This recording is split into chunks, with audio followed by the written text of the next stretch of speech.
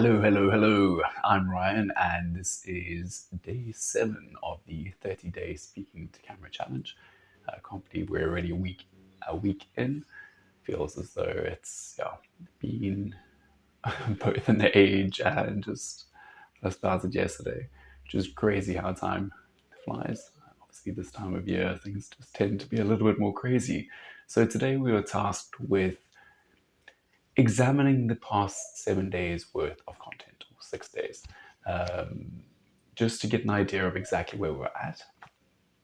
This is something I've been doing pretty much on and off throughout the videos, which I think has been hugely helpful in terms of the major sticking points that I've had.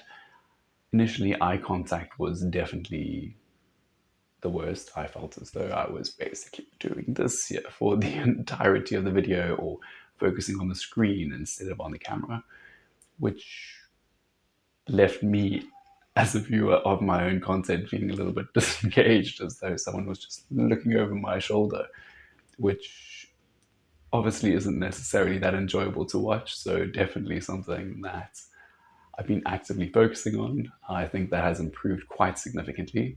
The second major problem I had was the use of filler words. So words like I also added a few of my own, such as effectively, which somehow seems to have been insanely prevalent through all of them, which I had absolutely no idea that was a thing. I'm guessing I've been doing that in my day-to-day life for the longest time.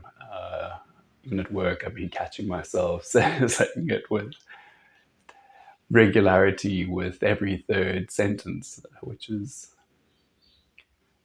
it's just so odd that those things exist, but we're so oblivious to them just because we're not focusing or just examining our own lives, our own ways and methods of communication.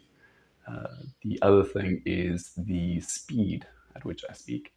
I feel as though quite often I have a tendency to just go off on a tangent and speak like this, which is fine with native speakers, but with the majority of other sort of second language speakers, it's one where I can just see that little bit of panic. I've had this in conversations with a few Afrikaans friends and the likes. Some recently, some not so recently. I recently did a whole round of job interviews, which I chatted about yesterday.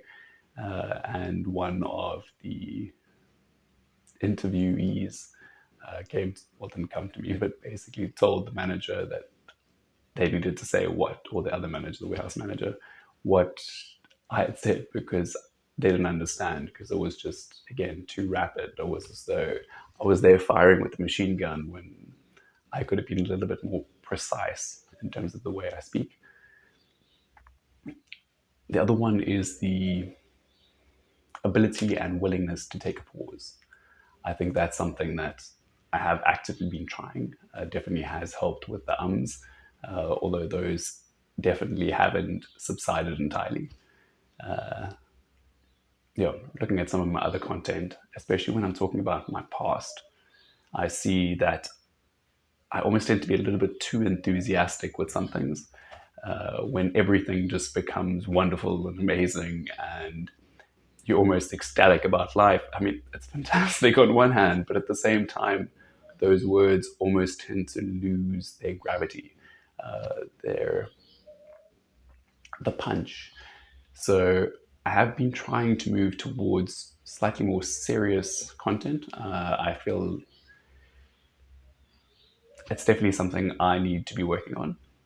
Talking about things that are hard, the tough, the challenges, the things that are a struggle. I think quite often that's also makes one a little bit more relatable on a lot of levels, which I think is definitely something that has its benefit. So I think in terms of most of it, that's kind of where I'm at, um,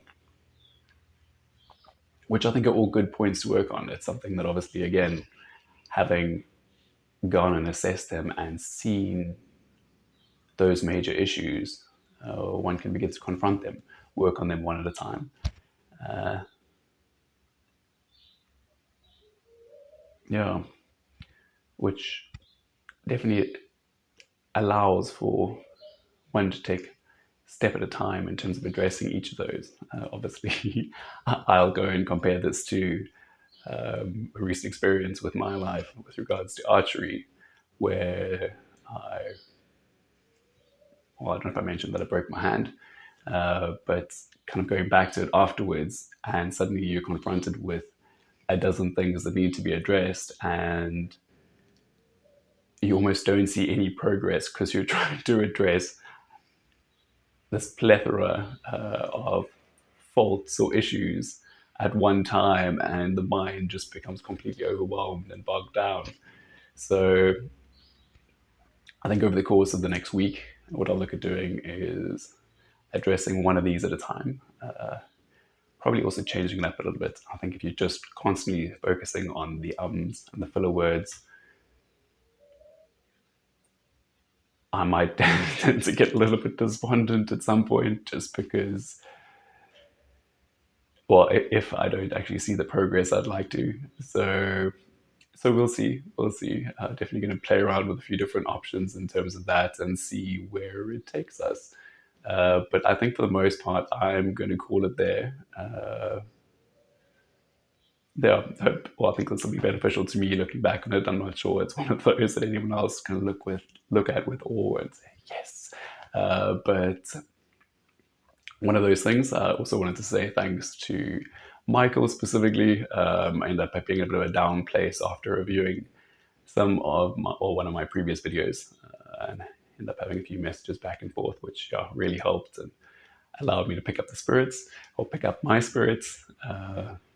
I've also really been enjoying producing this and having my little monologue or soliloquy every morning.